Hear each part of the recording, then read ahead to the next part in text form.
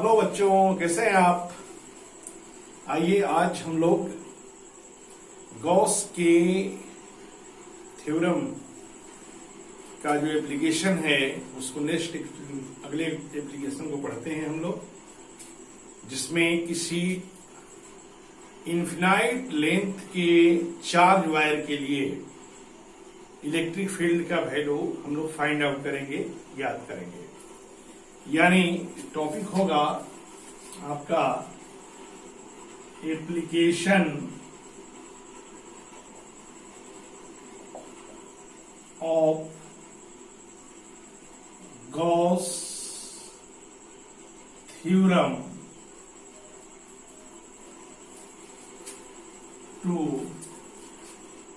obtain electric field due to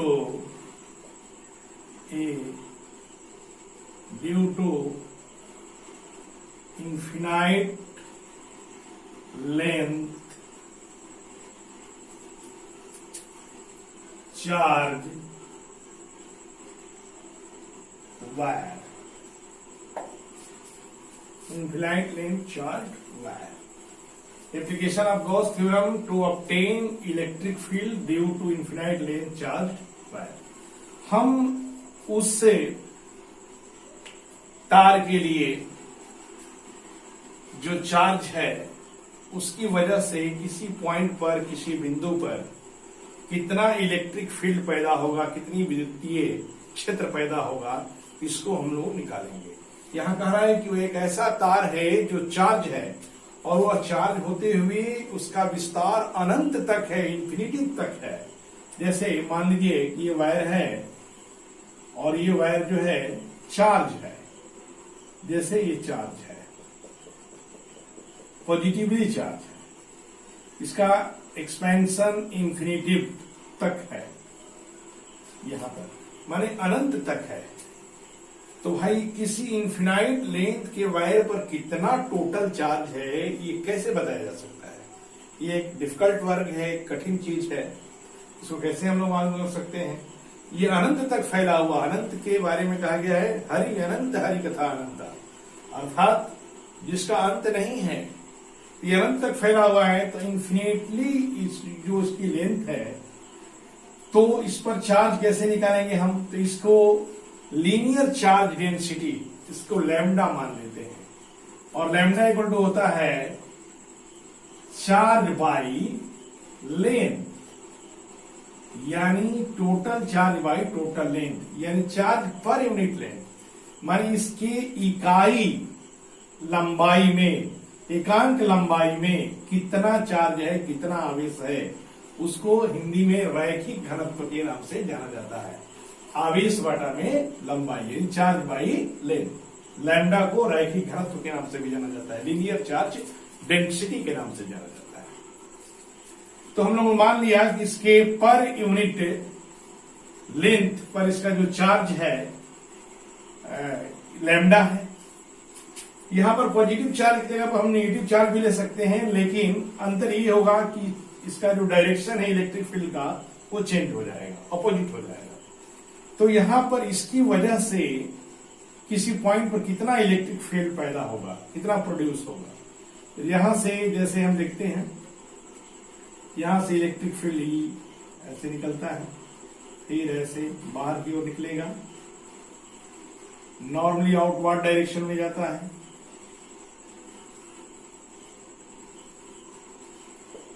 फिर इधर भी जाएगा ये इलेक्ट्रिक फील्ड।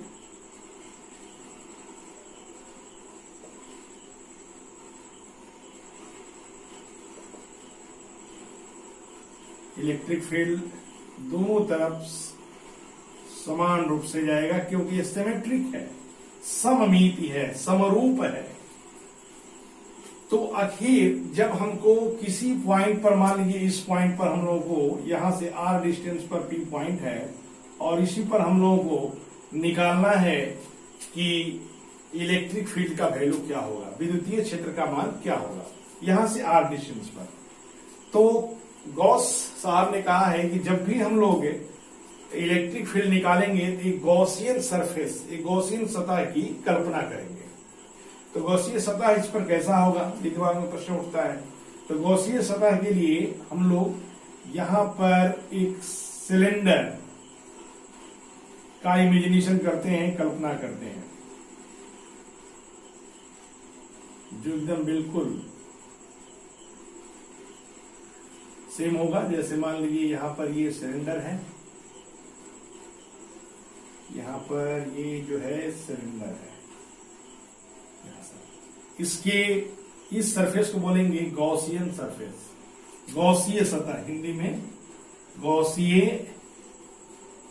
सतह, इंग्लिश में गॉसियन सरफेस बोलते हैं, गॉसियन सरफेस। अब देखिए ये सिलेंडर हो गया। तो गॉस साहब ने कहा था कि कितना इलेक्ट्रिक फ्लक्स जो है पास करता है। तो electric flux phi equal to, according to Gauss, phi equal to होता है क्यू इनसाइड, माने अंदर जितना चार्ज है उसमें एप्सिलॉन नॉट से डिवाइड करने पर, भाग देने पर जो मिलता है वह चार्ज को के माध्यम से हम लोग बता सकते हैं कि कितना फ्लक्स है, कितना electric flux. Phi equal to q inside by epsilon naught, माने अंदर स्थित कुल आवेश बटा में एप्सिलॉन नॉट। इसको इक्वेशन फर्स्ट मान लेते हैं। तो हमको ये देखना है कि यहां से फ्लक्स कहां से निकल सकता है भाई। तो यहां पर 3 एरिया है जहां पर से फ्लक्स निकलता है। एक पहले एरिया, इसको मानते हैं, इसको नंबर 1 मान लेते हैं, 1 नंबर मान लेते हैं। फिर नीचे देखिए ये जो एरिया है इसको नंबर 2 मान लेते हैं। और ये तीसरा इसका कर्व एरिया, वक्र पृष्ठ का क्षेत्रफल, इसको नंबर हम लोग 3 मान लेते हैं। तो 3 एरिया है जहां से जो है इलेक्ट्रिक फ्लक्स निकलता है। तो अगर देखते हैं तो यहां पर हम लोग ए स्मॉल एरिया एलिमेंट लेते हैं, यहां पर छोटा सा अल्पांश क्षेत्रफल डीए। तो इसका डायरेक्शन डीए का किधर होगा, इधर होगा। यानी ई और डीए के बीच एंगल कितने बनेगा, थीटा इक्वल टू 0 डिग्री। अब यहां पर देखिए, तो यहां पर अगर डीए लेते हैं हम लोग, एरिया लेते हैं डीए इधर, डीए इधर, और इलेक्ट्रिक फील्ड इधर जा रहा है, नॉर्मली निकलता है इलेक्ट्रिक फ्लक्स। तो यहां पर कितना डिग्री बनेगा, तो थीटा इक्वल टू 90 डिग्री बनेगा। फिर यहां पर देखिए इलेक्ट्रिक फील्ड कैसे निकलेगा, इस तरह से निकल रहा है, और इसके साथ कितना डिग्री का एंगल बनेगा, तो थीटा इक्वल टू 90 डिग्री बनेगा यहां पर भी। तो हम लोग देखते हैं कि टोटल फ्लक्स कितना निकल रहा है इससे। Total flux phi equal to अगर हम लेते हैं तो फाई इक्वल टू हो जाएगा phi 1 plus phi 2 plus phi 3। अब देखिए यहां पर नंबर 1 पर देखते हैं कि नंबर 1 से कितना फ्लक्स बाहर निकल रहा है। तो नंबर 1 से कितना फ्लक्स बाहर निकल रहा है भाई, तो इसके लिए देखा जाए तो फाई 1 के लिए वैल्यू होता है E D A, E D A लेते हैं हम, तो ई डॉट डी ए होता है। फाई 2 के लिए भी वही बात होगी, ई डॉट डी ए, और फाई 3 के लिए भी वही होगा, ई डॉट डी ए। तो फाई 1 में देखते हैं यहां पर 1 वाले सरफेस में इसकी यहां पर थीटा का वैल्यू 90 डिग्री बन रहा है। तो हो जाता है ई डी ए कॉस 90, और कॉस 90 का वैल्यू कितना होता है, 0 होता है। फिर वैसे भी ये भी हो जाएगा ई डी ए कॉस 90, और इसका कितना हो जाएगा, ई डी ए कॉस 0। तीसरा का चूंकि 0 है क्योंकि इन दोनों के बीच में नॉर्मल नहीं है, दोनों एक दूसरे के पैरेलल हैं। जब पैरेलल हैं तो थीटा का वैल्यू 0 डिग्री हो जाएगा। अब जरा देखते हैं यहां पर, इसके वैल्यू आ जाएंगे आपका total flux phi equal to E D S cos 90 degree, cos 90 degree का वैल्यू 0 हो जाता है, तो 0 हो जाएगा, इसका भी 0 हो जाएगा, और इसका जो वैल्यू है ई डी ए कॉस 0, तो आपका ई डी ए कॉस 0 का वैल्यू कितना होता है, 1 होता है। 1 होता है, यहां पर 1 रखेंगे तो यही मिलेगा आपको। तो आपको फाई इक्वल टू मिल जाएगा ई, बाहर निकाल देंगे इंटीग्रेशन से, डी ए। अब जरा देखिए इसको, डी क्या है भाई, एरिया है। तो ये φ3 है, और φ3 यानी कि curve area of the cylinder, यानी बेलन का वक्र पृष्ठ का क्षेत्रफल। तो वक्र पृष्ठ का क्षेत्रफल कितना होता है बेलन का, E इंटू 2πr L।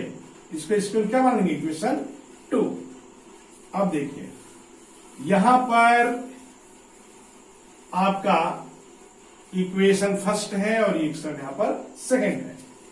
तो क्या करेंगे हम, फ्रॉम फर्स्ट एंड सेकंड, समीकरण 1 एवं 2 से, तो दोनों का लेफ्ट हैंड साइड बराबर है, बायां पक्ष बराबर है, तो दाहिना पक्ष भी क्या हो जाएगा, बराबर हो जाएगा। तो आपको E into 2πrl Q inside by epsilon not.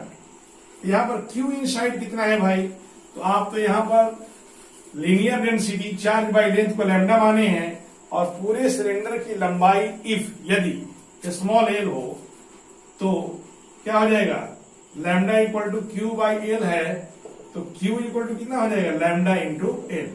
तो क्यू की जगह पर हम लैम्डा इंटू एल पुट कर सकते हैं, रख सकते हैं।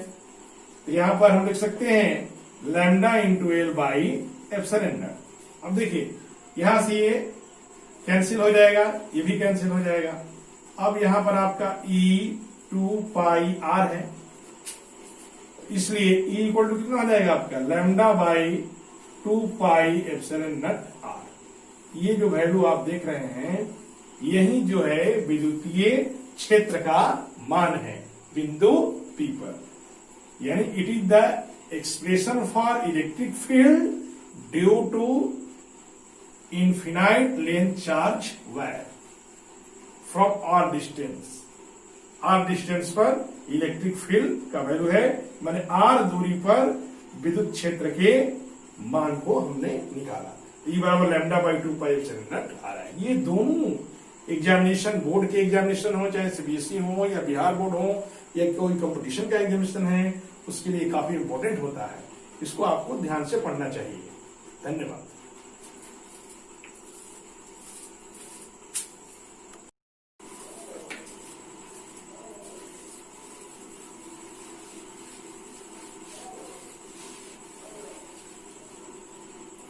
यहां पर एक बात ध्यान देना है कि E इक्वल टू हम लोग पाए हैं 2π epsilon naught r। Lambda linear charge density है, रैखिक घनत्व है, 2π एप्सिलॉन नॉट एक नियत राशि है और ये भी एक नियत राशि है, कांस्टेंट क्वांटिटी है। जब भी नियत राशि को हटा दिया जाता है कांस्टेंट क्वांटिटी को, तो E प्रोपोर्शनल 1/r हो जाएगा। इसका मतलब ये हुआ कि जैसे जैसे डिस्टेंस इंक्रीज करेगा वायर से, वैसे वैसे इलेक्ट्रिक फील्ड डिक्रीज करेगा। यानी जैसे जैसे तार से दूरी जो है, जैसे मान लीजिए तार है, इस तार से जैसे जैसे दूरी बढ़ती जाएगी विद्युतीय क्षेत्र का मान घटता जाएगा, और जैसे जैसे नजदीकी आती जाएगी वैसे वैसे विद्युतीय क्षेत्र का मान बढ़ता जाएगा। माने E प्रोपोर्शनल 1/r। E जो है R का व्युत्क्रमानुपाती होता है, मन उल्टा समानुपाती होता है। इसके लिए हम लोग ग्राफ खींच सकते हैं। देखिए जैसे हम लोग ऐसे ग्राफ प्लॉट करते हैं, यहां पर ये E हो गया, ये R हो गया, इसका ग्राफ ऐसे रहेगा। यानी ये वाला सिरा बढ़ेगा, ये वाला सिरा घटेगा। दीवार पर सुई लगाते हैं ना, दीवार पर सुई लगाते हैं तो कैसे देखते हैं, जैसे दीवार है यहाँ पर सुई लगा है, तो अगर इसको बढ़ाइएगा तो नीचे वाला उसका जो बेस है दीवार के करीब में आएगा, और जैसे इसको इधर घटाइएगा तो ये दूर हो जाएगा। लेकिन जैसे जैसे इधर जाइएगा इसका ये इलेक्ट्रिक फील्ड कम होते जाएगा विद्युत क्षेत्र, और जैसे नजदीक आइएगा वैसे इलेक्ट्रिक फील्ड क्या होता जाएगा, बढ़ते जाएगा। यानी E प्रोपोर्शनल 1/r का यही अर्थ है, यही इसका ग्राफ है।